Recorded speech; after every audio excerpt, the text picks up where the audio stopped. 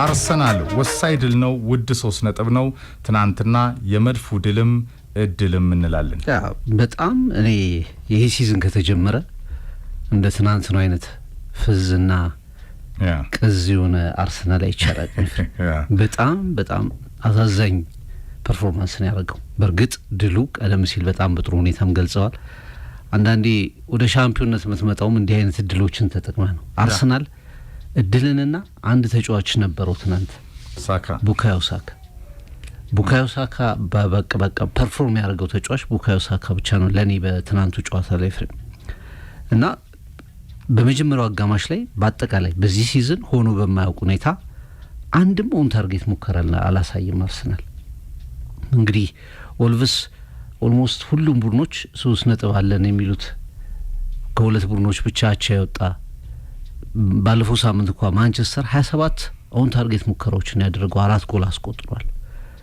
ኦልሞስት ኤቭሪቲንግ ከወልቭስ ጥሩ ቡድን ጥሩ ነጥብ የሚወስድ ነው ደረጃ መዳቢ ነው በፕሪሚየር ሊጉ ታሪክ ወርስት ከሚባሉ ወራጆች መካከል አንዱ ይሆናል ተብሎ የሚጠበቅ ቡድን ነው በዚህ ቡድን ላይ አርሰናል ጎሎችን ብቻ ሳይሆን እንደው ከበርከት ያሉ ጎሎችን አስቆጥሮ ያስቶን ቪላውን የመጨረሻ ሽንፈት የሚያስረሳ አሳማኝ ድል ይፈጥራል የሚል በራስ መተማመን ነበር በደጋፊዎች ላይ ጨዋታው ከተጀመረ በኋላ ግን የተመለከተው ነገር ኤፍሬም በጣም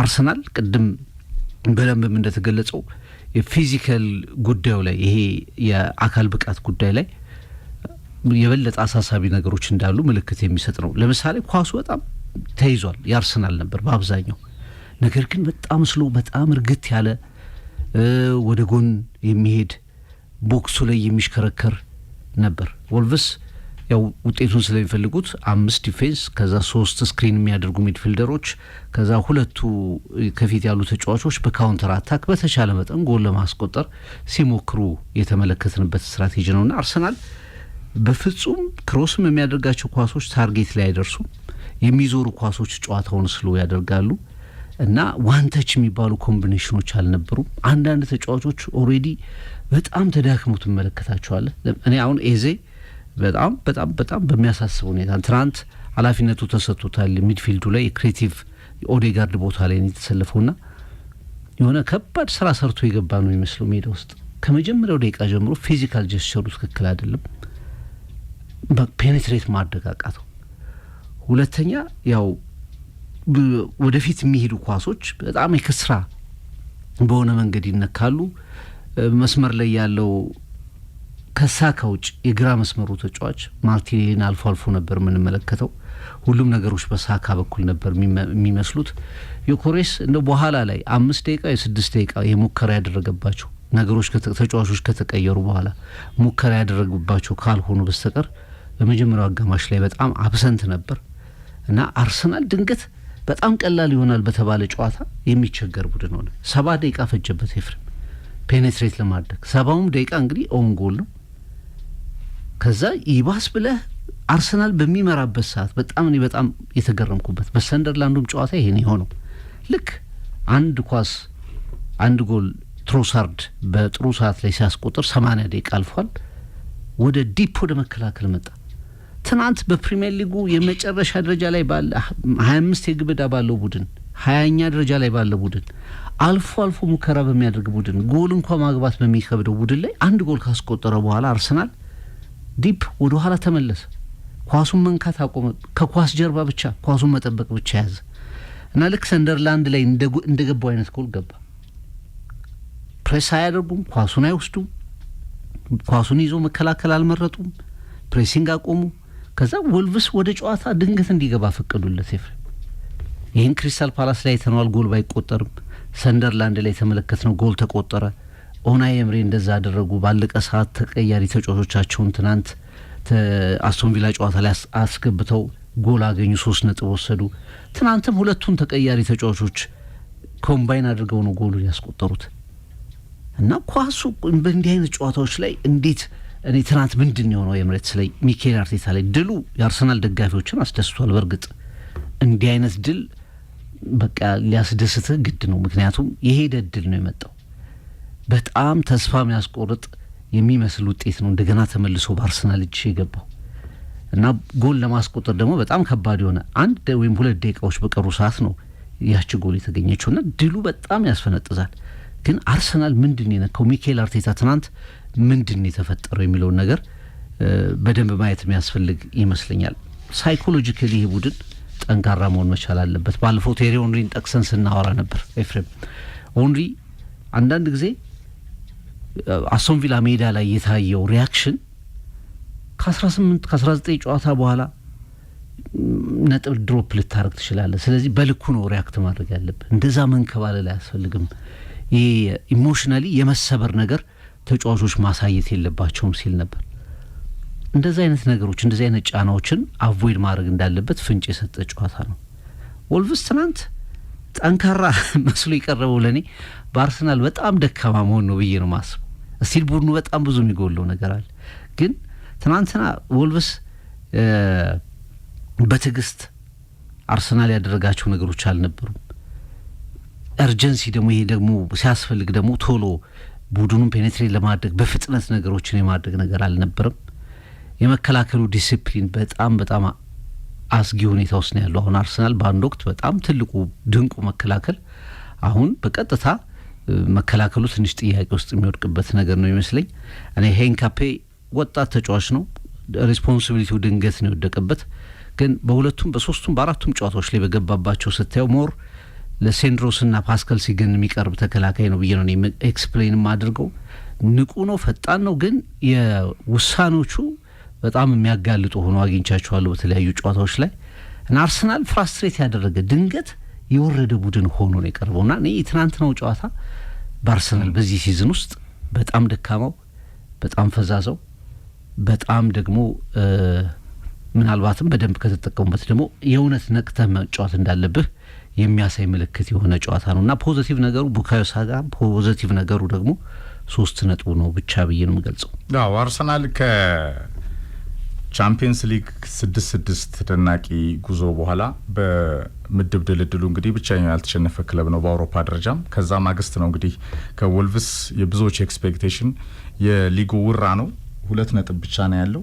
ነሐሴ ነው ውድድር የጀመረው 16 ተጫውቶ 2 ነጥብ ብቻ ያለው ቡድን በጣም ደካማ ወራጅ ለመሆን እየተንደረደረ ያለ ነው። ኤክስፔክቴሽኑ በጣም ከፍ ያለ ነው። ሰሜን ለንደን ነው ጨዋታው ኤምሬትስ ላይ እንደ ዴክላን ራይስ አይነት ተጫዋቾች ራሱ ልክ በቻምፒየንስ ሊጉ ከብሩጅ በነበረው ጨዋታ ላይ አውት ኦፍ ቤንች ነበሩና እንደዛ ይሆናሉ የሚል ረፍት ለመስጠት ተጫዋቾችንና ፖቴንሻልን በአግባቡ ለመጠቀም የሚለው ጥያቄ ማይክ አርቴታ ጋር እንደማይሰራ ጠንቃቃው ማይክ አርቴታ ጋር ያየንበት፣ ራይስን በቋሚ አሰላለፍ ያየንበት፣ በባክፎሩ ሳሊባ የተመለሰበት፣ እንደዚሁም ደግሞ የተሻለ መረጋጋት ያለው ትናንትናም የመድፉ 90 ደቂቃ በተለይ አርሰናል በክሊንሺት አልወጣም። ሳሊባም ተመልሶ የማጋሊስ ሳሊባ ጥምረት ከፈረሰ በኋላ በጣም ያ ቦታ ላይ ትልቅ ጥያቄ እንደተቀመጠ ከለንደን ደርቢ የቼልሲ ጨዋታ አንስቶ አይተናል። ነገር ግን አርሰናል አሁንም በጉዳት የተፈተነው ዴብዙ በጣም አለርት እንደሆነ እየጠቀመው እንደሆነ ለኔ ይታየኛል። አንድ ሁሌም ደግሞ ሁሉም ነገሮች ልክ ሊሆኑ አይችሉም። ሁሌም ፐርፌክሽን ሁሌም ሊኖር አይችልም። ለኔ በሲዝኑ እስከ ቪላ ጨዋታ ድረስ አርሰናል 18 ጨዋታዎች ሳይሸነፍ ሲጓዝ በጣም ፐርፌክት አርሰናልን አይተናል። በልጦም የሚያሸንፍ፣ ተከላክሎም የሚያሸንፍ፣ በሴት ፒስ አስቆጥሮ የሚያሸንፍ በጣም ድንቅ ባክፎር ያለው በጣም ብዙ ጨዋታዎችን በክሊንሺት ያጠናቀቀ ከቪላ ጨዋታ በፊት ከቼልሲ ጨዋታ በፊት 5 ጎሎች ብቻ በሲዝኑ በሁሉም ውድድሮች የተቆጠረበት የቪላ ይሄ የትናንትና እርግማንህ ሁሌ ዲሴምበር ላይ ይከተልሃል። ወርሃ ታህሳስና አርሰናል ከአርሰን ቬንገር ዘመን አንስቶ የሚቸገርበት ወቅት ነው። አርሰናል ወደ ኋላ ፍሬን የሚያስገባበት ይሉታል ተቀናቃይ ደጋፊዎቹ። በዚህ ሂደት ውስጥ የመድፎ ሜንታሊቲ የሚፈተንበት የፌስቲቭ ፔሪድ ወቅቶች ላይ ከዚህ ወቅት ጀምሮ በቀዝቃዛዋ ለንደንም ሆነ በእንግሊዝ የተለያዩ ከተሞች በሚኖሩ ጨዋታዎች ላይ አርሰናል ወደ ኋላ መለስ የሚልበት ነጥብ የሚጥልበት ይህ አይነት የክለብ ካልቸርና ልምድ አለው። ጫናዎች አሉ፣ እይታ አለ፣ የጌም መደራረቦች አሉ፣ ጉዳት አለ። በዚህ ሂደት ውስጥ ግን አንዳንዴ የሲዝኑ ምርጥ ቡድን የተባለው መድፈኛ በልጦም ሲያሸንፍ የሚያምርበት በጣም ድንቅ ባክፎር ያለው ተከላክሎም የሚያሸንፈው የሴት ፒስ ኪንግ የተባለው እንደገና ደግሞ ውጤቶችን ይዞ ሜንቴን አድርጎ ለሲዝኑ አልቲሜት የውጤት አላማው ሲንቀሳቀስ የምናውቀው አርሰናል በድል ጨዋታዎችን ሲያሸንፍ አይተናናቅ። ትናንትና ግን ይሄንን አይተናል። ስለዚህ የሻምፒዮንነት ቡድኖች መልክ አንዳንዴ ይሄ ነው። ወሳኙ 3 ነጥብ ለኔ የሚታየኝ ይሄ ነው። ወሳኙ 3 ነጥብ ፍቅር ባይሳካ ኖሮ ለምሳሌ ስለ ዴብዝ ሳውራ የጋብሪኤል ጂሱስ ከ11 ወራቶች በኋላ ወደ ሜዳ መመለስ ከነ ልምዱ በብርሃን ፍጥነት ለውጥ አመጣ። የአርሰናል ቀይ መስመር ቡካዮ ሳካ ጥሩም ሳይሆን አይነካም፣ ጥሩ ሲሆን ምን እንደሚያደርግ የታወቀ ነው። ጥቁሩ ቅመም የመድፉ የጥቁሩ ጋሬንቻ ይሉታል።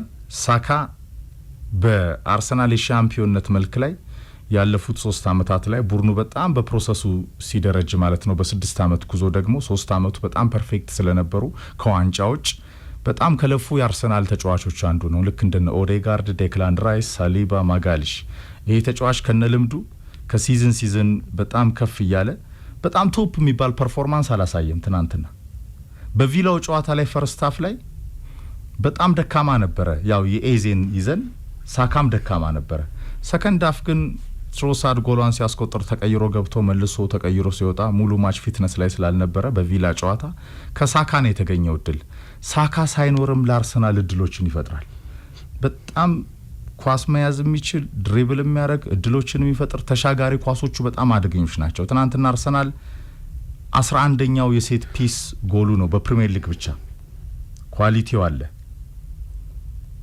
ግን ሜንታሊቲው ላይ ወርሃ ታሳስና የመድፉ ሃንጎቨር የመድፉ መንሸራተት የአርሰናል የድል ያሸናፊነት ሜንታሊቲና የራስ መተማመን በጣም ጥያቄ ምልክት ውስጥ ከቪላ ጨዋታ አንስቶ ታስታውሳለህ ፍቅር። ኦንሪም በደንብ ያነሳው ሐሙስ ዕለት በደንብ ያነሳነው ሐሳብ ነበረ። ቴሪ ዳንኤል ኦንሪ በዛ የቪላ ፓርክ ጨዋታ ላይ የመጨረሻ 90 ደቂቃ ያለም ፍጻሜ ይመስል ነበር። የመድፉ ተጫዋቾች ጎሏ ስትቆጠር ተስፋ እንደመቁረጥ በየሜዳው ተንጋለው ተንበርክከው ሲታዩ ምንም በህይወት አሸንፈ ማታውቅ ከሆነ ይላል ኦንሪ የድል መስመሩን ደፍረ ለመሻገር ፈተና ነው። አንዳንድ ጊዜ አሸናፊነትን ድልን መፍራት መሸነፍን ከመፍራትን በላይ ይሆናል ይላል እና በፍጹም ይሄ ሊስተካከል ይችላል በሚል ነበር የተናገረው። የትናንትናው ጨዋታ ላይ አርሰናል በጣም በጨዋታ እንቅስቃሴ በኳስ ቁጥጥር የእድሎችን ለመፍጠር ባደረገው ጥረት በእርግጥ ኦን ታርጌት ሙከራዎች ያደረገው 2 ብቻ ነው። ወልቭስም 2 አድርጓል። ፈርስት ሃፍ ጭራሽ አላደረገም እኮ ምንም አላደረገም። ግን በ90 ደቂቃ ውስጥ ከብዙ የቡድን ፐርፌክሽኖች ጎን ለጎን ላኪ ወይም ደግሞ እድል በሚኖሩበት ሰዓት ላይ እንደዚህ አይነት ውጤቶች ይመዘገባሉ። ማርቲን ኮይን ከጨዋታው ፍጻሜ በኋላም ሻምፒዮን ቡድኖች ሁሉ ነገር ይኖራቸዋል፣ አንዳንድ ጊዜ ደግሞ እድል ከጎናቸው ይሆናል ብሏል። ይሄ ነው የአርሰናል ጥንካሬ። በነገር ላይ ለኔ ትናንትና ኤፍሬም ጨዋታው በአንድ ለአንድ ውጤት ተጠናቆ ቢሆን ኖሮስ ብሎ ማሰብ ያስፈልግ ይመስለኛል አርሰናል። ምክንያቱም በጣም ትልቅ የሆነ ሴት ባክ ነበር ትናንትና። አስቶን ቪላ ተሸንፋል፣ ግን አርሰናል በአስቶን ቪላ ቢሸንፍ ያው የተለመደ ነገር ነው ልትል ይችላል። ወልቭስ ተከታታይ ከባድ መርሃ ግብሮችን አድርገ አስቶን ቪላ ወይ ከዛ አስቀድሞ ቼልሲ፣ ቶትናም እንደ ባየር ሚኒክ አይነት ጨዋታዎችን አድርገ ወልቭስ በጣም ትልቅ ፊክስቸር ነው፣ ጥሩም ፊክስቸር ነው ለተጫዋቾች ሪሊፍ የምትሰጥበት አንተ ደግሞ ወደ ሞመንተም ወደ ሪትም የምትመለስበት ፊክስቸር ነው። ይሄ ቡድን በ16 ጨዋታዎች በ15ቱ ቀድሞ በነበሩ 15 ጨዋታዎች 2 ነጥብ አቻ 2 ከዛ ውጪ የተሸነፈ 8ቱን ያለፉ ጨዋታዎች ተከታታይ የተሸነፈ ነው።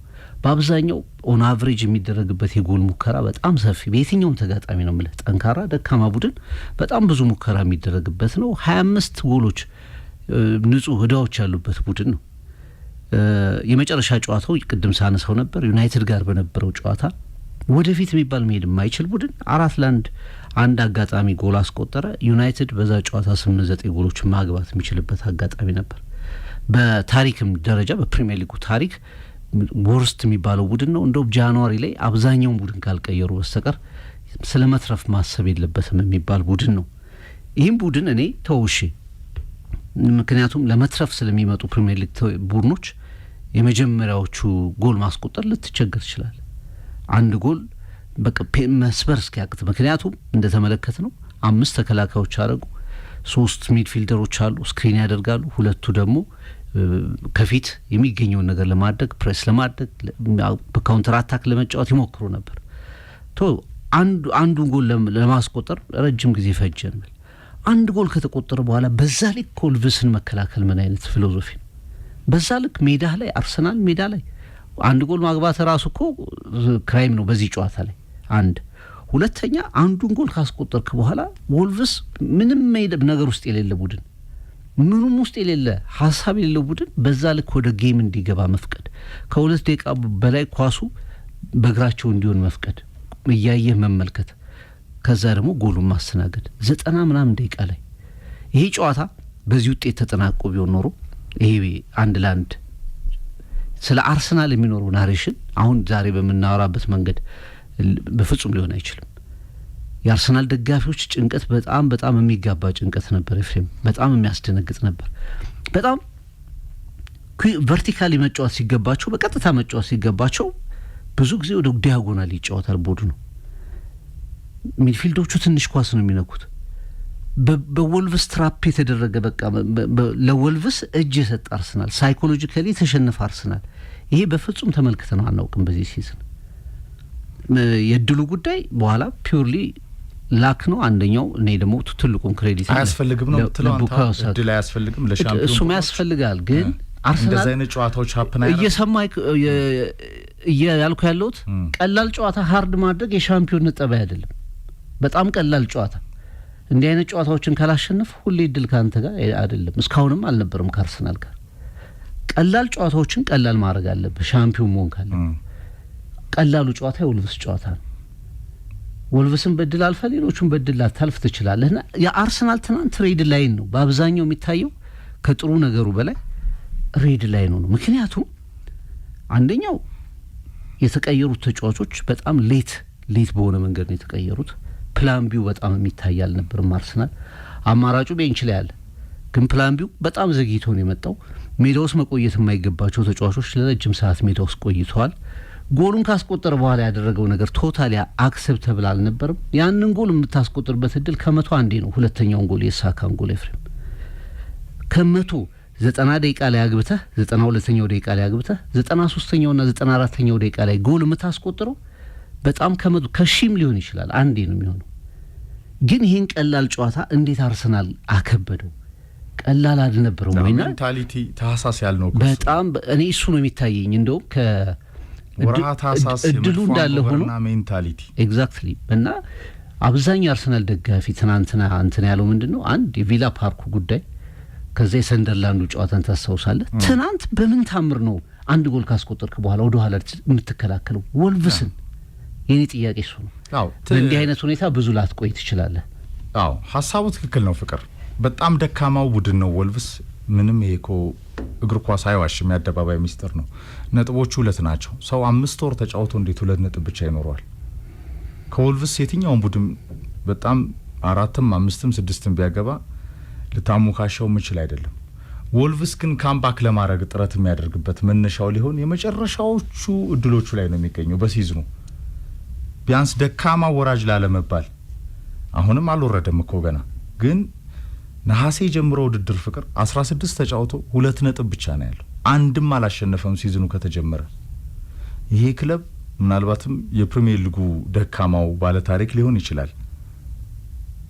ከዚህ ቡድን በጣም የሊጉ አውራ ሁሉ ነገርን ያሳየ በሲዝኑ በጣም የተደነቀ በሁሉ የቡድን መዋቅር ፐርፌክት የሆነ ተጫዋቾቹ ወሳኝ ተጫዋቾቹ ሲጎዱ መንገዳገድ የጀመረ የቪላ የየአመቱ እርግማኑ የሚከተለው ዲሴምበር ወይ ታህሳስ ሲመጣ ደግሞ አርሰናል በቬንገር ዘመንም ፍቅር ባርቴታ ጊዜም ይሄ ወቅት የአርሰናል ሜንታሊቲ ጥያቄ ውስጥ የሚገባበት የቢሊፍ የማመን በራስ የማመን የሊጉ የፊት አውራኛነን ማለት እስካሁን የሄዱበትን ነገር ይዞ ለመቀጠል ከአልቲሜት ጎል ጋር አርሰናል የነበረውን ቀለም በብርሃን ፍጥነት ያቀዘቀዘ የመጣበት ጥያቄ ምልክት ውስጥ የወደቀበት አንዱ ምክንያት ጫና ነው።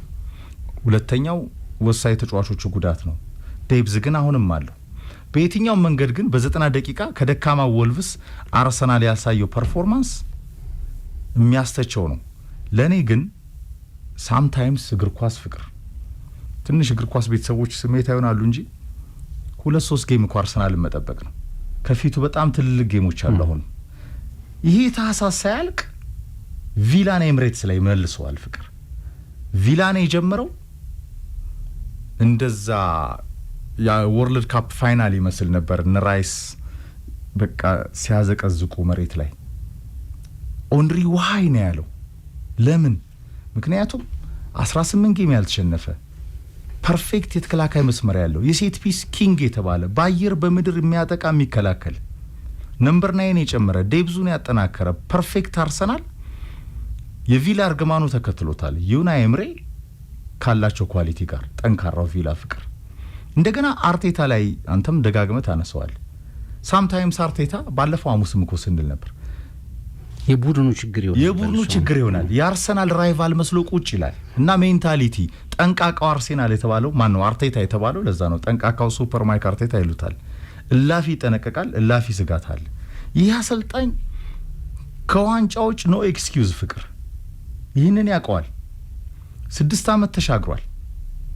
ባንቴ ማድሪድ በጣም አሪፍ ፕሮግራም ላይ አርቴታ ስንቴ ይባረር ነበር ሪያል ማድሪድ ቢሆን፣ አሞሪም ስንቴ ይባረር ነበር ሪያል ማድሪድ ቢሆን፣ ስሎት ስንቴ ይባረሩ ነበር። ጋርዲዮላ እኮ ተናግሯል። በአምና ውጤቴ የሪያል ማድሪድ አሰልጣኝ በሆን አለ በዚህ ሳምንት አጋማሽ 6 ነበር ሪያል ማድሪድ የሚያባረር ብሏል።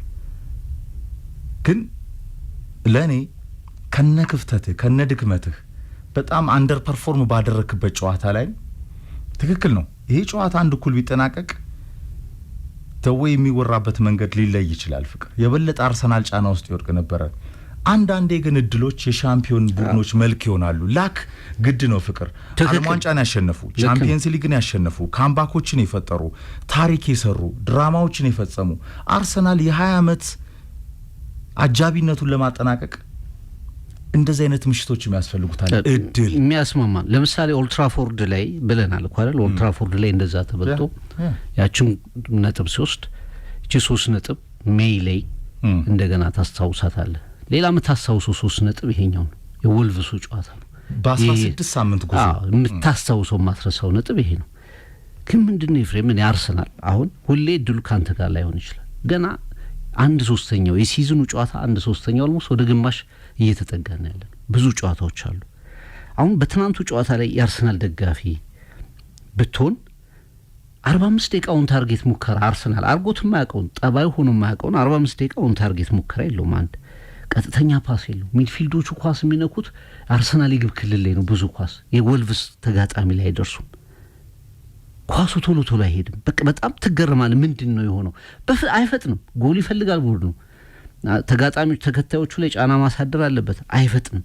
ኤንድ በአራት ተከላካይ ይጫወታል። እንደገና አሁንም ወልቭስ በጣም ዲፕ እየተከላከለ 4 ተከላካዮች ናቸው። በኋላ እንደውም ስኬሊ ትንሽ ወደ ሚድፊልዱ እየተደረበ ለመጫወት ሙከራ ሲያደርግ ተመለከት ነው። ኦቨርሎድ እያደረገ ሲጫወት ተመለከት ነው። ግን በአብዛኛው እሱም ሄዶ ከማርቲኔሊ ጋር ወይ ከተወሰኑት ጋር የሚደራረብ ሚና እንጂ ይሄ በፊት የምናውቀው አርሰናል በቃ በሎ ብሎክ ቡድኖች ሲጫወቱ አርሰናል በጣም ሀሳብ አልባ ይሆናል የምንለው ነገር ወልቭስ ጨዋታ ላይ መጣ። ድንገት ቀላል ይሆናል በተባለ ጨዋታ ወልቭስ ሲከላከል አንተ የቁጥር አድቫንቴጅ እንዳለ ነው የሚታወቀው። ኦልሞስት እኮ ወልቭስ ሙሉ ቦታው ላይ ነው ያለው። አንተ ተከላካዩን አስጠግተህ ሞር መጫወት አለብህ እንዲህ አይነት ቡድን ላይ። አንዱ ነው ትናንት በጣም የታየውት ነገር ይሄ ነው። ሁለተኛው ወደ ፔናልቲ ቦክስ ግልጽ ብለው አርሰናል በሎ ብሎክ ቡድኖች ሲጫወቱ ሚድፊልድ ውስጥ የሚኖሩ አጥቂዎችን ወይም ደግሞ ጎል የሚፈጥሩ አጋጣሚዎችን በላይኖች መካከል የመስጠት ጉዳይ የሞተ ነበር። በቃ አሁን ካሁን ጎሉ ይመጣል ነው የምትለው። ሰዓት ይሄዳል። ሰዓት በሄደ ቁጥር የወልቭስ ተከላካዮች ቡድኑ አጠቃላይ ኮንፊደንሱ እየጨመረ መጣ። በአርሰናል በኩል ደግሞ የፓኒክ ማድረግ መፍራት እንዴ ማለት ተጀመረ። ሌላ ሚኬል አርቴታ ላይ የምታነሳው ትልቁ ጥያቄ 60 ደቂቃ ያ ቡድን ወልቭስ ላይ ምንም አልሰራለም። ፈርስታፍ ምንም ሙከራ አላደረግም። ኦን ታርጌት ሙከራ የለውም፣ ተስፋም የለውም። ጎሉ የሚያገ 60 ደቂቃ ነው የጠበቀው ኤፍሬም። አብዛኞቹ ሜዳ ውስጥ የነበሩ ተጫዋቾች መቀየር ያለባቸው ተጫዋቾች ናቸው። ደግሞ 67 ደቂቃ ፈጀበት ለመቀየር። ከዛ በኋላ አርሰናል የሚገባውን ጎል አገኘ። ጎሉ በሚቆጠር በሚገባበት መንገድ ሳይሆን ጎሉ ኦን ጎል ሆኖ ተቆጠረ። እሱም ውስጥ እድል ነው ያለው። የሳካ ክሮሶች እንዳሉ ሆኖ ግብ ጠባቂው በራሱ ላይ እንደዚህ ሲመለስ ነክቷት ጎሏ ተቆጠረች። አርሰናል እንዴት ድሮፕ ያደርጋል ሜዳው ላይ ከወልቭስ ጋር እንደገና ሃይ ፕሬስ አድርገህ ተጭነህ ሁለተኛ ጎል አስቆጥረህ ነገሮችን መግደል በሚገባ ሰዓት ጎል እንኳን ቢቆጠርብህ መልሰህ ማስቆጠር የማትችልበት ሰዓት ላይ እንዴት በአጠቃላይ 16 ሳምንት ሙሉ ያልነበረ ቡድን ወደ ሜዳ እንዲገባለት ትፈቅዳለህ? እዚህ ላይ ነው እኔ የአርቴታ ተናግሮ ነው ወይስ ተጫዋቾቹ ደክሟቸው ነው ወይስ ራሳቸው ዝም ብሎ በቃ እንተው ብለው ነው?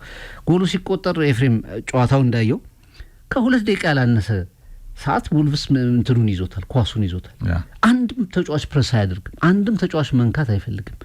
3 ተጫዋቾች አሉ ኳሱ ወደ ሴንተር ክሮስ ከመደረጉ በፊት የአርሰናል ቡካዮ ሳካ፣ ኦዴጋርድ ማነው ሜሪኖ አሉ ከኳሱ በፊት አንዳቸውም ኳሱ ወደ ጎል እንዳይመታ ጠጋ አላሉም። በቃ ኳሱን መከላከል ብቻ ነው የተያዘውና ይሄ ጠባይ ሁልጊዜ እድል ላይሰጥህ ይችላል። አርሰናል ትናንት ያደረገው ነገር አክሴፕተብል አይደለም። ሌላ ዛሬ ትናንታቸው ወጡ። ዛሬ ሲቲ ቢያሸንፍ የፕሪሚየር ሊግ መሪነቱንም ያጣል። የምናወራው ሞሪ ሁሉም ቡድኖች ያሸነፉትን ቡድን አርሰናል ማሸነፍ አቃተው። የቪላው ክራይሲስ አለ። በተለምዶ ቅድም እንዳነሳው ታህሳስ ሲመጣ የሚወድቅበት ጥፋት ነው ይሄ ወቅት። እንዴት ተጫዋቾቹ በዚህ ልክ ጌሙን ማኔጅ ማድረግ አልቻሉም? እንዴት አርቴታ ይሄን ጨዋታ በደንብ ቀለል አድርጎ ማሸነፍ አልቻለም የሚለው ሞር ከድሉ በላይ ለኔ አሳሳቢ ነበር ማለት። ድሉ እንዳልከው የሚያስፈነጥስ ነው። ሲቲ ፓላስን ዛሬ ደቡብ ለንደን ላይ ለማሸነፉ ማረጋገጫ የለም። ሊጉ ፕሪሚየር ሊግ ነው ፍቅር። ልክ ነው፣ እውነት ነው። ይሄ የትናንትና ውድ 3 ነጥብ ጋፑ ምናልባትም ከ5 በላይም ሊያደርግለት ይችላል አርሰናል በዚህ ልክ ተርመጥምጦ ማሸነፉ። ስለዚህ አንዳንዴ ድል ከድሎች ጋር ይያያዛል ፍቅር።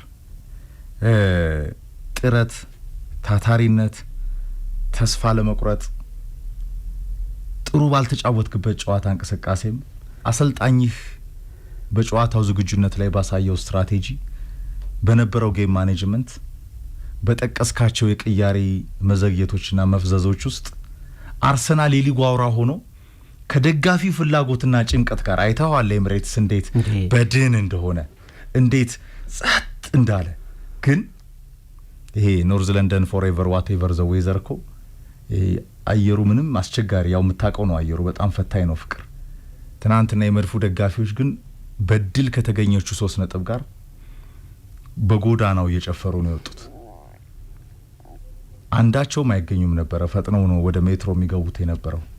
ልልህ የፈለኩት ምንድነው አንዳንዴ እንደዚህ አይነት ምሽቶች አሉ ፍቅር።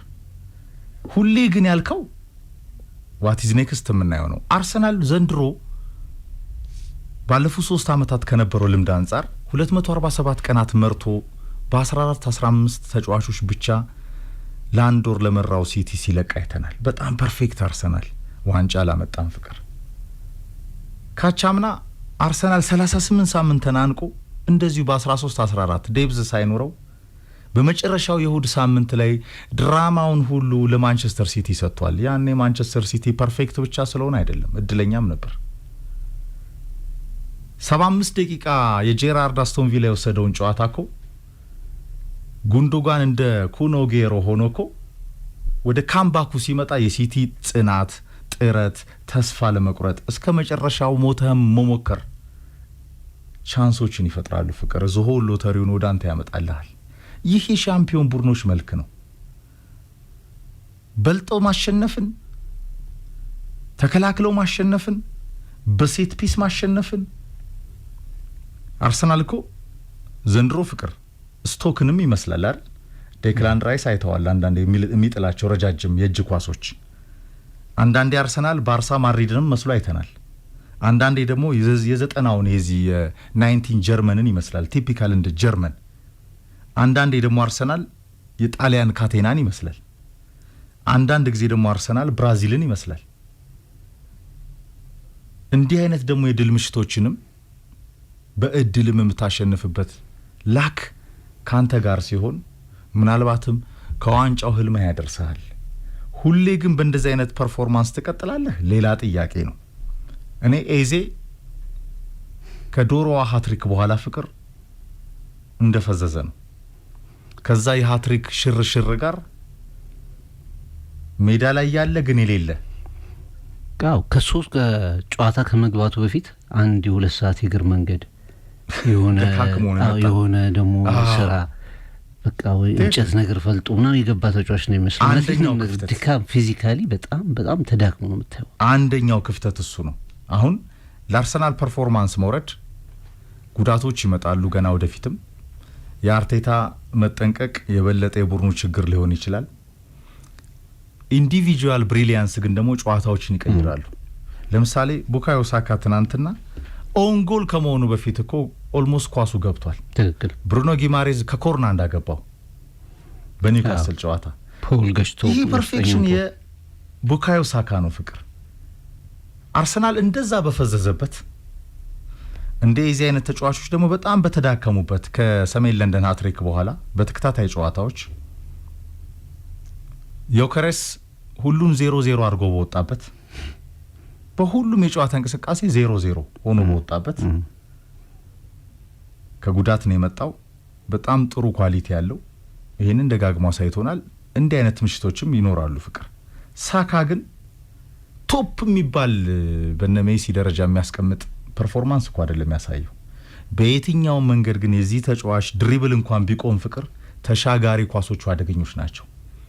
ያ ኳስ ባይጨረፍ ጋብሪኤል ጄሱስ በትክክለኛው ሰዓት ቦታው ላይ ነበረ። ጎል ነው። ወልቭዞችን መልሶ በመብረቅ ያስመታ፣ ሰሜን ለንደንን በጩኸት ያቀለጠ፣ አርቴታ ከፈነጠዘ በኋላ መልሶ የተናደደበት በራሱ ነው መናደድ ያለበት።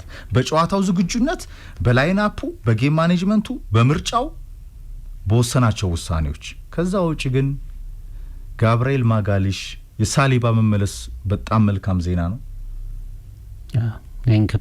ሄንካፔ ግን ወደ ላይናፕ ለመምጣት ጊዜ የሚፈልገው ተጫዋች ነው ፍቅር። ልምድ ይፈልጋል። አፋልሷል። የዚህ የአርሰናል የኮንክሪት መስመርን መጀመሪያ በሳሊባና ማጋሊሽ አለመኖር አርሰናል አይቶት አያውቅም። 162 ቀናት በላይ አብረው የነበሩ ተጫዋቾች በላይናፕ ሁሌ እንደነበሩ ናቸው። አሁን የለም። ቲምበር ሴንተር አፍ ይሆናል፣ ቤን ዋይት ሴንተር አፍ ይሆናል። ትናንት ሌፍት ባክ ነበርኩ፣ እንደገና ወደ ቀኝ መጣ። ሄንካፔ ወደ ግራ ይወጣል። አፋልሷል። ልምድ የለም። የፊዚካል ባትሉ ላይ ይህ ኢኳዶራዊ ገና ነው ፍቅር። ስለዚህ አርሰናል የማጋሊሽን መመለስ ይፈልጋል። የሳሊባ መመለስ በጣም ጉድ ኒውስ ሆኖ አንድ የኤዚ አይነት ተጫዋቾች ፐርፎርማንስ መውረድ ከምን የመነጨ ነው? ከደርቢው ጨዋታ በኋላ ከሰሜን ለንደን ሃትሪክ በኋላ ሁለት እንደ ዮከሬስ አይነት ተጫዋቾች ወደ ጎል መንገዱ እንዲመጡ የሚኖርህ ሴሽንና ፕሪፓሬሽን ወሳኝ ነው። ይሄ ወደ ማይክ አርቴታ የሚመጣ ነው። ኖ ኤክስኪዩዝ የሚባለውም ነገር ወደዚህ የሳን ሰባስቲያን ማስተር የሚመጣበት ነው። የሻምፒዮን ቡድኖች ቅርጽ ግን አንዳንዴ ሁሉም አይነት የቡድን ፐርፌክሽን ኖሮ አርሰናል አሳይቶናል ዘንድሮ። አንድ ጥያቄ ግን ለምሳሌ ባለፈውም በቼልሲውም ጨዋታ ስንታነሳውም ነበር፣ እኔም ሳነሳው ነበር። ቼልሲ 30 መራ መጀመሪያ ሬስ ጄምስ ማዘን በካሲዶ በቀዮታ መራ። አርሰናል ጎል አስቆጠረ፣ ሪትሪት አደረገ፣ እንደገና ወደ ኋላ ፈገፈገ።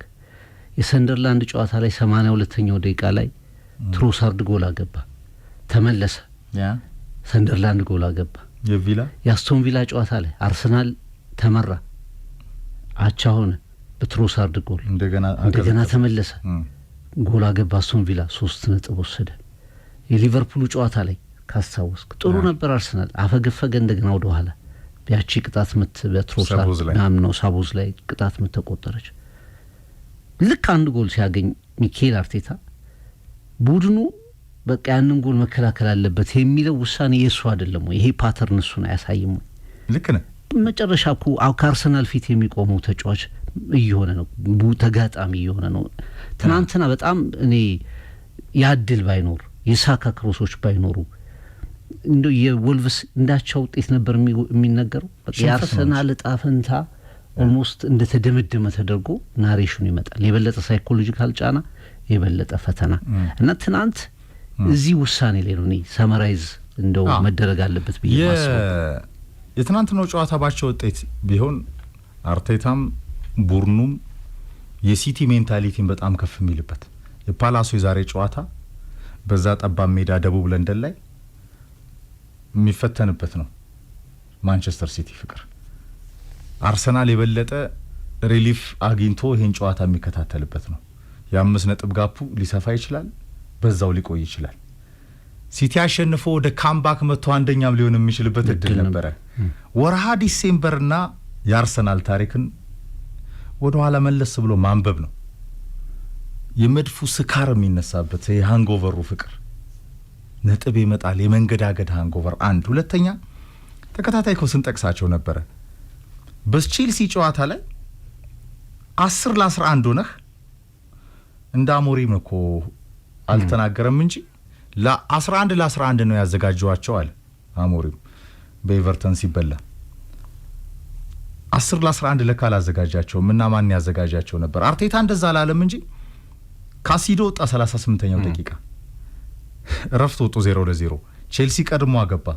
ልክ ቼልሲ እንዳገባ የማጥቃት ክሬቲቪቲውን ከፍ ለማድረግ እኮ ነው ማዱኬና ኦዴጋርድን የቀየረው። ኦዴጋርድ ኳሱን ማንቀልቀል ይችላል፣ ግራቀኝ ያረገው ወዲያው አርሰናል በሜሬኖ አገባ 60ኛው ደቂቃ ላይ። ኦዴጋርድ 58ኛው ደቂቃ ላይ ተቀየረው። 30 ደቂቃ አርሰናል የአንድ ተጫዋች ብልጫ አድቫንቴጅ ይዞ እኮ ቀዝቅዟል። ቢኮዝ ኦፍ ጠንቃቃው አርቴታ ፍቅር ጠንቃቃው ዛጋሎን ለአድማጮቻችን እናምጣው እንዴ ያን ሁላ በጣም ኢንዲቪጁዋል ብሪሊያንስ ያለውን የብራዚል ቡድን ይዘው 1970 የሜክሲኮ የዓለም ዋንጫ ብራዚል ሃትሪክ ስትሰራ እኮ ፍቅር እነ ሬቬሊኖ ቶስታው የነበሩበት ቡድን በነጋሪንቻ ተወቦ በነ ፔሌ ዋንጫ ሲበላ ዘ ቢዩቲፉል ጌም ነበረው። የዛጋሎ ጥንቃቄም ግን ዋንጫ አምጥቷል ይላሉ ብራዚሎች ፍቅር። 82 የቴሌ ሳንታና ቡድን ጠንቃቃ አልነበረም። ህብረት ትሪቱን ይችላል፣ ሰርከስ ኢትዮጵያውን ይችላል፣ ዋንጫ የለውም። አርሰናል በሰርከስ ኢትዮጵያ ስንት ቆይቷል ፍቅር። አሁን ግን ብዙ አይነት የሻምፒዮን ቡድኖች መልክ አለው። ፕላስ እኔ ትናንት አንድ ያየሁበት ሌላ ነገር በነገራችን ላይ በልምምድ በጠንካራ ስራ አይደለም እድል የሚመጣው፣ ፈጣሪም ያግዝሃል አንዳንዴ። በጣም የጣረው ቡድን አርሰናል ነው ፍቅር። ከአርሰናል የተሻለ ነው የጣረ ቡድን ለዚህ ዋንጫ ላየውን ባለፉት 3-4 አመታት በጣም የለፋ ቡድን ያየው አርሰናል ነው። ሻምፒዮን ቡድን ለመሆን ደግሞ የጎደለውን ዴብዝ ነምበር 9 ምናምን ነው የሞላ ቡድን ነው። አጀማመሩ መልካም ነው፣ ጉዞ መልካም ነው። እንደ ወልቭስ አይነት ደግሞ ውራ ክለቦች አኬራቸውን ሊያነቃቁብህ እንደዚህ ተጉብሃል አንዳንዴ። አሰልጣኙ ደግሞ ራይቫል ነው ራሱ አርቴታ። አንዳንዴ የቡድኑ የራሱ ተቃራኒ ይመስለኛል እኔ ያ ጥንቃቄው ፍቅር። በቪላ ጨዋታ ላይም ካየው እኮ ሪአክት ያደረገው እኮ ጎል ከገባበት በኋላ ነው። ለምን አልቀጠለም በዛው አጥቅቶ? የዩናይ ኤምሬ ተደናቂ ታክቲክ እንዳለ ሆኖ የአርቴታ የጥንቃቄ ሜንታሊቲ አርሰናልን እያስቸገረ ነው፣ ዋጋም የሚያስከፍል ይመስላል። ነገር ግን በዚህ ሂደት ውስጥ ሁላ ግን ይህ አሰልጣኝ የፈጸማቸው መልካም ተግባሮች አሁን ያለበት ደረጃ ላይ አድርሶታል። ይህን ክሪቲካል ታይም ማለፍ ያስፈልጋል። ስትመራ ቀጣዮቹ 15 ቀናት ትክክል ስትመራ በተለይ እንደ ወልቭስ ለመካከለኛ ቡድኖች አይነት አጠቃላይ በእግር ኳስም ላይም ስትመራ አንደኛው ጨዋታውን የምትደመድምበት መንገድ ተጨማሪ ጎል ነው ያለው፣ መከላከል አይደለም። አርሰናል ላይ ይሄ በተደጋጋሚ እየታየ መጥቷል። ዲፕ በተከላከልክ ቁጥር አንድ ኳስ አንድ ሄዲንግ የሰንደርላንድና የወልቭስ ጎል ኮፒ ፔስት ማየት ይቻላል። የሰንደርላንድ ማሸነፊያ ጎል እዛኛው ላይ ጋብሪኤል ነበር ማጋሊሽ፣ እዚህኛው ላይ ሄንካፔ ነበር። አብረዋቸው የሚከላከሏቸውን ተጫዋቾች አቅፏቸው ነው ጎሉን ያስቆጠሩበት። ራያ ከቦታው ሳይንቀሳቀስ ቡድኖችን በጣም ዲፕ ወደኋላ ለዛውም መብለጥ የምትችላቸውን ቡድኖች ጭምር 80-90 ደቂቃ ኳሱን የወሰድክባቸውን በኳሱ ምንም አላደረገም እንጂ አርሰናል ትናንት ኳሱ ያርሰናል ነበር፣ ግን በኳሱ ምንም አላደረገም። ከጨዋታ በፊት ለወልቭስ የተሰጠው የማሸነፊያ ግምት 5 ነበር። ኤፍሬም አቻው ወደ 10% 6% አካባቢ ነበር እና ጨዋታው እየተከናወነ ረፍት ሲወጡ ከዛ ከረፍት መልስ 15 ደቂቃ ሲሄድ 70 ደቂቃ ሲሆን የድሮ መጠን እየጨመረ ሄደ። ከዛ ልክ አርሰናል ጎሉን ሲያስቆጥር የድሮ መጠን ወደ 50-50 አድርጎ ነበር። እንትኑን ስትመለከተው ማነው ወልቭስ አቻ ሲሆን ኦልሞስት ባቻ ውጤት አጠናቆት ነበር እና ትናንትናው እንትን ሌሰን ነው። ራሱ ሚኬል አርቴታም እንደተናገረው ራሳችን ላይ ጨዋታውን አክብደነዋል ብሏል። ማቅለል ግን ያለበት አሰልጣኙ ማቅለል ያለበት አለዛ እኮ ተቃውሞ ካለው ሬስትለስ አሰልጣኝ ነው ሚኬል አርቴታ። የሱ ስትራቴጂ ባይሆን ተጫዋቾቹ እንደዛ ዲፕ ቢቀመጡ ውጡ ይል ነበር። በእርግጠኝነት ተመለከተው ነበር። ግን ኳሱን እያየው እንደዚህ አይነት ጎሎችን ማስተናገድ ለአርሰናል ሜንታሊቲ በተለይ በእንዲህ አይነት ትንንሽ ቡድኖች የሚመጣ ሽንፈት አቻ የሚያስከትለው የስነ ልቦና ስብራት በጣም ከባድ ነው። ትናንት አርሰናል ተርፏል። ለደጋፊዎቹም ሲል ነው ብዬ ማስበው ነው። ደጋፊዎቹ በጭንቀት የተመለከቱት ጨዋታ ነበር። በመላው ዓለም ላይ እድለኛ ነበሩና አሁን ትንሽ የጨዋታ መደራረቡ እንዳለ ሆኖ አንዳንድ ተጫዋቾች ብሏል ባለፈው ሲያነሳ 150 ጨዋታ በሁለት ሲዝን ያደርጋሉ። አንዱ ራይስ ነው፣ ዴክላን ራይስ ነው። ፊዚካሊ ድካሙን ተመለከቷል። ምቶቹ የማዘን ምቶቹ የራይስ አይነት አይደሉም። ትናንት ሲመታቸው አይተ ከሆነ በተደጋጋሚ አልደርሱሉ ይላሉ፣ ሎው ይሆናሉ። ፊዚካሊ ተጫዋች ደግሞ ከሱ ውጭ ደግሞ ኳሱን እየገፋ ወደ ተጋጣሚ ቡድን እየቀነሰ የሚሄድ ሌላ አማካይ አትመለከት። ኦዴጋርድ መንካት ነው ኳሱን፣ ከዛ ያችን ስፔስ ሲያገኝ ፓስ ያደርጋል። ዙቢሜንዲ ያው ብዙ ጊዜ ተናግረነዋል፣ የምስረታው አካል ነው። ግን ይሄ ወደፊት ሄዶ አሁንም እድሎችን ያለቁ እድሎችን መፍጠር ኳስ መንጠቅ ላይ የራሱ ችግሮች አሉት እና አርሰናል የትኛውን አማራጭ የትኛውን ነገር አስተካክሎ ይሄንን ፌስቲቭ ፔሪድ ይሄን ከባድ ፔሪድ ያሳልፈዋል የሚለውን ነገር ሚኬል አርቴታ የበለጠ እየተሻሻልን መሄድ አለብን በሚል ቃል ገልጾታል። እንግዲህ የምንመለከት ይሆናል። ግን ትናንትና ከጭንቅ የተረፉበት ምሽት ነበር መድፈኞቹ። አምና ሊቨርፑል በዚህ ሰዓት በጣም ጥሩ በነበረበት ሰዓት የሊቨርፑል ልምድ ተጫዋቾቹ እነ ቫን ዳይክ ሞሳላ ጨምሮ ስኳዱ ላይ የነበረው ዴብዝና የስሎት ውለታ ማን ነው የየርገን ክሎፕ ውለታ ለስሎት ሲውል ፍቅር ዋንጫውን የሚያውቁ ተጫዋቾች ቡርኑስ ነበሩ። ፕሪሚየር ሊግና የትሮፊውን ጣዕም የሚያውቁ ወደ ካቻምናና የአራት ዓመታት ተከታታይ ጋርዲዮላ የበላይነት ስትሄድም አርሰናል በጣም ፐርፌክት ሆኖ አንገት ለአንገት ተናንቆ ያጣቸው የሚያስቆጩ ዋንጫዎች በምን ምክንያት እንዳጣቸው ይታወቃል። ፍቅር ወደ አርሰናል ቤት ስትመጣ የዋንጫ ልምድ የለም። ስለዚህ የድል መስመሩን ለማለፍ የድል መስመሩን ደፍረ ለመሻገር ፍቅር አንዳንድ ጊዜ አሸናፊነትን፣ ድልን መፍራትን፣ መሸነፍን ከመፍራትን በላይ ይሆናል። መሸነፍን ከመፍራትን በላይ እኮ አርሰናል 1-0 የኦውን ጎል 1-0 ጠብቀህ ለመጓዝ የተጫዋች ብልጫ ይዘህ 30 ደቂቃ ከፊት ተገትሮ ብሪጅ ላይ ኦዴጋርድን አስገብተህ ፈጥነህ አግብተህ ሁለተኛ ሶስተኛ ለመድገም እድሉ ኖረህ እንደ ካሲዶ አይነት ተናካሽ ጦረኛ ወራሪ በቀይ አስወጥተህ ቼልሲ ሊደባደብ ነበር የገባው በዛ ጨዋታ። አርሰናል በአርቴታ ጥንቃቄ ድሮ አድርጎ ወጣ። በጣም ተደስቶ አሰልጣኙ በቪላ ጨዋታ የተመራውን ጨዋታ 1-1 ካደረገ በኋላ ሁሌ ቪላ የአርሰናል እርግማን ነው፣ ጥላ ነው፣ የሚከተለው ነው። ዘ ሪያሊቲ ቼክ ኤምሬትስ ላይ ይሄ ዲሴምበር 31 ማለ ወራሃ ዲሴምበርና ታሳስና የመድፎ የመንሸራተት ሃንጎቨር የአርሰናል የታሪክ መጽሐፍ ልምድ ነው። ስለዚህ ወሳኙን ወቅቱን ለማሻገር ፐርፌክት መሆን፣ የሴት ፒስ ኪንግ መሆን፣ ድንቅ ተከላካይ፣ ብዙ ክሊንሺት፣ አንዳንዴ ደግሞ በጣም ምርጥ እንቅስቃሴና በጎሎች የታጀበ ጨዋታ፣ አንዳንዴ ደግሞ ድል ዋንጫዎችን ያመጣል። አርሰናል ያንን ትሮፊ ያያቀውም 22 ዓመት ተሻገረ። ፍቅር በጣም ጫና ያለበት አሰልጣኝ ነው ያለው። እንደገና ጥያቄው አርቴታ ድንቅ ለመባል ጽዋውን ይዞ ከነጋርዲዮላ የተቀመጡበት ቴብል ላይ ተቀምጦ ቺርስ ለማለት በሩ ላይ ነው የቆመው አሰልጣኝ ገና። ፍቅር ዋንጫና አርሰናል ጥያቄ ምልክት ውስጥ ነው ያሉት። አርሰናልና ሚዜነት የክለቡ ባህል ሆኖ ለአመታት ቆይቷል። ማጀብ የብዙ የአርሰናል ተቀናቃኞች ማሾፊያ የሆነው መድፈኛው ለዚህ ነው። ፐርፌክት መሆኑን እያወቁ አርሰናል በጣም ኮምፒቲቲቭ የተቀየረ ቡድን፣ ለሌሎችም ሌሰን መሆን የሚችል ቡድን ሲገነባ አርሰናልን ይመስላል። ግን ዋንጫ የለም። ይህንን ለመመለሱ ላይ ያሉ ፕሬሸሮችን ያውን በእንግሊዝ ፕሪሚየር ሊግ ባህል ውስጥ መልመድ ያስፈልጋል። ሳምታይምስ እንደዚህ አይነት ምሽቶች ፍቅር ለኔ ውዱን 3 ነጥብ ያመጣሉ። እንዳልከው ካንተ መስማማው ይሄ ጨዋታ ባቻ ውጤት ቢጠናቀቅ ለአርሰናል ሽንፈት ነው። የበለጠ ዲሴምበርን ወደ ቀውስ የሚከት ነው። ወትሮ ማርቴታ ፍራቻና ጥንቃቄ ያለበት የበለጠ ደግሞ ራሱ ስልጠና ኬሪየሩ የሚፈተንበት ይሆናል። ያን ሁላ እየተሻገረ ነው። ይሄ አሰልጣኝ ምናልባት ሚቺ ውድ 3 ነጥብ ግንቦት ላይ ዋጋ ይኖራታል። ትናንት እንግዲህ ሌላው ድራማ የነበረው በስታንፎርድ ብሪጅ በአንፊልድ ሮድ ነው። አንፊልድ ሮድ በተለይ ሊቨርፑል እንግዲህ ወጣ ገባ ከሚለው ውጤቱ አንጻር አሸንፈው 2-0 ብራይተንን በሁጎ ኤኪቲኬ ጎሏ የመጀመሪያው ጎል መቆጠሯ ራሱ የአንፊልድ ድባብን ቀይረዋለች። ቶኑን በደንብ አስተካክለዋለች። ሙሐመድ ሳላህ በመጨረሻ የእርቅ ስነ ስርዓት ይመስል ነበር አይደል? የእርቅ ስነ ስርዓት አይኖቹ ላይ እንባ ነበሩ። ኳስ በመሬት ያ ሙሳላህ የሚለው ዜማ በአንፊልድ ሮድ ደጋፊዎች መጨረሻ ላይ ሲቀነቀን እሱም አይኖቹ እንባ ነገር አቅርረው ተመልክተናል። እና አሲስት አድርጓል ትናንት ለሁለተኛው ጎል ከኮርነር። ከዛ ውጭ እንግዲህ የሳታቸው አንድ አጋጣሚ ላይ በተለይ ጎል ማስቆጠር የሚችልበት ሙሳላህ በተጫዋች ጉዳት ምክንያት በጆ ጎሜዝ ጉዳት ምክንያት ወዲያው ቀይረው አስገቡት። አርነ ስሎት ፐርሰናል ግንኙነት ካረጉ በኋላ ቀጥሬ ያናግረዋለሁ አወራዋለሁ ካሉ በኋላ በቀጥታ ወደ ስኳዱ መልሰውታል። እና ከብራይተኑ ጨዋታ በፊት ብዙ ነገሮችን ያስተካክለው ያ ውሳኔ ይመስለኛል። ከዛ ሙሳላህ ወደ ሜዳ ገባ። ሜዳ ላይ የታዩት ነገሮች ታዩ። ድል ነበር።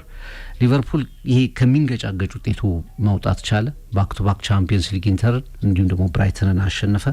ብራይተን የራሱ ድሎች ነበሩት ግን አልተጠቀመባቸውም። ሊቨርፑል ወሳኝ 3 ነጥብ ወሰደ እና ትናንት በሊቨርፑል ሜዳ የተመለከትነው ነገር መልካም ነበር። ይሄ መነሻ ይሆናል፣ ወደፊት የምናየው ይሆናል። ግን ትናንትና ብዙ ጥያቄዎችን የፈታበት ነበር። በተለይ ከሞሳላህ ጋር የነበረውን ግንኙነት ያሻሻለበት ነበር። አሁን ወደ ሞሮኮ የሚያቀነው ልቡም እርፍ ብሎ ነው። ሊቨርፑሎችም የሞሳላህን ጉዳይ ዘግተውት ነውና ትልቁ ጉዳይ እሱ ነበር። እንደ ካራገር ካሉ ቡሮዎችም ካራገር አሁን ከሪዮ ፈርዲናንድ ጋር ቀጥሏል። አሁን ከፈርዲናንድ እንደ ካራገር ካሉ ዶንኪዎችም ሞሳላህ ይገላገላል። ፍቅር አንዴ ይቅርታ ይጠይቃል፣ አንዴ ይተቸዋል፣ አንዴ ወይ አቋም የለው። ስንቱን ነገር ነው የሚሆነው። ካራገር ንገረኝ እስቲ። ይቅርታ ያልጠየቀበት አለ እንዴ? ፍቅር ሁሉም ነገር ላይ የጸና አቋም ያላቸው ቀለም ያላቸው ሰዎች ናቸው። ካራክተር የሚባለው ለኔ እንደዛ ነው። የሊቨርፑል ጉድ ማኔጅመንትን ያየንበት ነው ፍቅር ማለት ከሚዲያ ይሄ ሰሞናዊ ማዕበል ራሱ ሚዲያው የሊቨርፑል ሌላ ራይቫል ይመስል ነበር፣ ክላሲኮ ይመስል ነበር። አርነ ስሎት ኳሱን በመሬት አርገዋል፣ ሞሳላህም ኳሱን በመሬት አርጓል።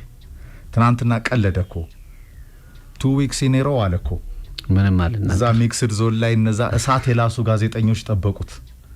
ባለፈው ሳምንት የሊድስ ጨዋታ ላይ መነጠሉ ከፍቶት ነው ይሄ ሌጀንድ ፍቅር። ትናንትና ግን በጨዋታው ላይ አይነተኛ ሚና ነበረው። ቅያሪያቸው ራሱ ተደናቂ ነው። ጎሜዝ ሲወጣ በጉዳት ሳቦዝ ላይን መቼም ሳቦዝ ላይ አሊሰን ብቻ ነው ያለው ነው ዘንድሮ። አሊሰንና የሊቨርፑል ደጋፊም ነው እኮ በነገራችን ላይ 11 ተጫዋች እኮ ነው። ወደ ራይት ባክ መለሱ። ሞግሬት ገባ፣ እድሎችን ፈጥሯል። አሲስቶቹ ድንቅ ነበሩ። ለጎል እንዳልከው የቀረበ እድል ነበረው፣ አምክኗል። ነገር ግን አሲስት አድርጓል። አሁን በኬሬሩ ያስቆጠራቸው ኳሶችና ሪከርዶቹ ከዋይኒ ሩኒ አናት ማስቀምጦታል። በተለይ ደግሞ ሊቨርፑል ማኔጅመንቱ በተለይ በጣም የተረጋጋ ጉድ ቢዝነስ ያለው እንደሆነ ይታወቃል። ወጪና ገቢውን ካወቀን ግን ሊቨርፑል አሁንም ባላንስ አይደለም ስኳዱ ፍቅር። ትናንትና መልካም ጎኑ በክሊንሺት መውጣቱ ነው። ብራይተን ግን ለጎል ቀርቧል። የአሊሰን ልምድና ኳሊቲ ነው የታደገው። ሩኒ 183 ጎል 93 አሲስት በጠቅላላ 276 የጎል ኤንድ አሲስት ሪከርዱን ሞሳላህ ነጥቆታል። 188 ጎል በሊጉ 89 አሲስት ፍቅር በአጠቃላይ 277። ይህ የሊቨርፑል ሌጀንድን ፍቅር እንደው ዝም ብለህ እንደ ካራገር አንዳንዴ ሄሮ፣ አንዳንዴ ደግሞ የክለቡ ከሃዲ፣ አንዳንዴ ደግሞ ራስ ወዳድ እያልክ እንደፈለክ የምትገለባበጥበት አይደለም። ሐውልት የሚያስፈልገው ዘኢጂፕሽያን ኪንግ ነው ሞሳላህ። በሊቨርፑል የመስመር ክንፎች የሚበራው የፈርዖኖቹ ንጉስ ትናንትናም አሶሲዬሽኑን ከሊቨርፑልያን ደጋፊዎች ጋር ያሳየበት ድንቅ ምሽት ነበረ። ሊቨርፑል ስሎት በተለይ በላቄ ራስ መተማመን ያለ ሞሳላህ ደግሞ ፍቅር ያሰቡት ነገር ካለም ያለ ሞሳላህ አሁን በነጻነት ያለማድረግ ይችላል። ታንኪዩ ባለፈው ማክሰኞ አንስተዋል አንተ ያለ ሞሳላህ ያሰቡትን ነገር ትግስት ቢኖራቸው ኖሮ ይህ ሁላ የሰሞናዊ የሚዲያ ማዕበል ያ የቀይ ምድር ገናና ላይ ሳይመጣ ይህን የአፍሪካ ዋንጫ ለአንድ ወር ሪያሊቲ ቼክ ማየት ትችል ነበር። ሞሳላህ ግብጽ ስለሚሆን ሞሮኮ ጋር ስለሚሆን የአፍሪካ ዋንጫው ላይ ስለሚሆን ያንን እድል መጠቀም ነው። ኢሳክን ማነቃቃት ነው። የኢኪቲኬ ጎል መስመርን መጠበቅ ነው። ፍሎሪያን ቨትስን ትናንት ጋሪ ኔቭል ይልህ የጀርመኖችና የእንግሊዞች ፍጥጫ ፍቅር የለየለት መሆኑን የምታውቀው 4 ወር ሜዳ ላይ ሳይኖር ወደ ጥሩ ማች ፊትነስ ሲመለስ አይስኮ ቼልሲን መታደግ ጀምሯል። ይሄ ታዳጊ ጎልም አስቆጥሯል። ፍሎሪያን ቨትስስ ብሏል። ትናንት ጋሪ ኔቭል ብሪቲሽ እና ጀርመን በነገር ላይ ያው ሂስቶሪካሊም ትንሽ ተቀናቃይ ናቸው። በተለይ 1966 የዓለም ዋንጫ ጆ ፈርስት ሃትሪክ የሰራበት እንግሊዝ ብቸኛው ካሚንግ ሆም እያሉ ሁሌ ዓለም ዋንጫ በመጣ ቁጥር አይመጣም ግን ፉትቦል ኢዝ ካሚንግ ሆም እያሉ የሚጮህበት ብቸኛው ድል ያኔ ነው ዜማው የሚወጣው። ፉትቦል ኢዝ ካሚንግ ሆም ቱ ወርልድ ዋር ጦርነቱ ይበልጣል ከዓለም ዋንጫቸው። የእግር ኳስ መስራች ናቸው ግን ጀርመን ስለፈጠረች ያው ሁሌ አሶሲዬሽን አላቸው ከራሳቸው ተጫዋቾች ጋር። ትናንት ቼልሲ 2-0 አሸንፏል ኤቨርተንን። ከ4 ተከታታይ ጨዋታዎች በኋላ ወደ ማሸነፍ መጥቷል። ባቻ ውጤት ያጠናቀቃቸው ጨዋታዎች አሉ። እንደ ሊድስ አይነት ጨዋታዎች በቻምፒየንስ ሊግ ተሸንፎ ነበር። ትናንት ኤቨርተንን ኮል ፓልመርና ማሎ ጉስቶ ባስቆጠሯቸው ጎሎች አሸንፏልና ማሬስካም በጣም ወደ ትችቱ ወደዚህ ይሄ ሀሰተኛ ንጋት ያሳያሉ። የሆነ ሰዓት ላይ ቼልሲ በቃ ለሻምፒዮንነት የምታስበው ነው እንዴ ሲቲ ደግሞ ምን ሻምፒዮን ሊሆን ምናምን ትላለ። አርሰናል እንዴ ሻምፒዮን ይሆናል ትላለ። አምና የሊቨርፑል እውነተኛው ተቀናቃይ ቼልሲ፣ ዘንድሮ የአርሰናል እውነተኛው ተቀናቃይ ቼልሲ ሲባል ድንገት የሚጠፋ ቡድን ነውና ትናንት ወደ ማሸነፍ መጥቷል። ኤቨርተን በእርግጥ የሳታቸው ኳሶች ወደ ሪትም ሊያስገቡት የሚችሉት ነበር። ወደ ከቼልሲም ነጥብ መውሰድ የሚችልበትን እድል አምክኗል ኤቨርተን ኤፍሬም። ከዛ ውጭ እንግዲህ ዛሬ ፕሪሚየር ሊጉ ይቀጥላል። ክሪስታል ፓላስ ላይ ማንቸስተር ሲቲ ይፈተናል። 11 ሰዓት የሚደረግ ጨዋታ ነው። ቶትናም ከኖቲንግሃም ፎረስት በፎረስት ሜዳ ሲቲ ግራውንድ ይከናወናል። ሰንደርላንድ ከኒውካስል፣ ዌስትሃም ከአስቶን ቪላ። እነዚህ አራቱም ጨዋታዎች 11 ሰዓት ላይ ይደረጋሉ። ምሽት 1 ሰዓት ከ30 ላይ ብሬንትፎርድ ከሊድስ ዩናይትድ ይጫወታሉ። 5 ሰዓት ደግሞ ሀላ ማድሪድ ካላቬዝ ከሜዳው ውጭ ይጫወታል። ዣቪ አሎንሶ በአንተ ፕሮግራም እንዳልከው ነው ጋርዲዮላን ነው ያሉት። እሱ ጋርዲዮላ ነኝ ይላል፣ ለጊዜው ግን ዣቪ አሎንሶ ነው ይላል። ታህሳስ ላይ ጋርዲዮላ ነኝ እያለ ነው፣ ግን ራሱ ዣቪ አሎንሶ ነው ለጊዜው ነው። ለማንኛውም ህይወትን አቅለን ሁሉን እንዳሸነፍን ሁሉን ነገር ተቆጣጥረናል። ምንድነው ይሄ ሸብረብ? ቻምፒየንስ ሊጉን እናቃለን፣ ላሊጋውን እናቃለን፣ ባለንዶሩን እናቃለን። ኮከብነቱ ላይ ጋላክቲኮ ነው። ያንተ አመራር አሁን አሎንሶ የተለሳለሰ ይመስለኛል። ካልሆነ ሊበላ ነው ፍቅር። በጣም አሪፍ ፕሮግራም ነበር። በነገራችን ላይ ሪያል ማድሪድ ያሰልጣኞች ቀበኛ ነው። አንደኛው የክለብ ትራዲሽን ይሄ ነው። ቪኒሲየስን ቁጭ ብድግ አድርገህ አይደለም እንደ ካርሊቶ ጓደኛ አድርገህ ነው። ኪሊያን ምባፔ፣ ጁድ ቤሊንጋም፣ ቫልቨርዴ የመሳሰሉ ተጽዕኖ ፈጣሪዎች ምን ያላሸነፉት ነገር አለና ነው አሁን ከእንቅልፋችሁ በዚህ ሰዓት ተነሱ በዚህ ሰዓት ተኙ ምትል። ለማንኛውም ካላሸነፈ ዛሬ ካላሸነፈ ከሜዳ ውጭ ነው። አሎንሶ ምን ለማሸነፍ ነው አሉ እኮ እነሱ። እንዲህ አይነት ቁጥጥር ሳይኖር ሁሉንም አግኝተናል እኮ። ስለዚህ ለቀቅ አድርገን ነው። ስለዚህ ዘመናዊ እግር ኳስ ላይ እንደ የተጫዋቾቹ ባህሪና መልክ ሆነ ነው ፖቴንሻላቸውን የምታወጣው እንጂ ጋርዲዮላን ለመምሰል ለጊዜው የሚጥር ግን ዣቪ አሎንሶ የሆነው በጣም አሪፍ ገለጻ ይመስለኛል። እንሰናበ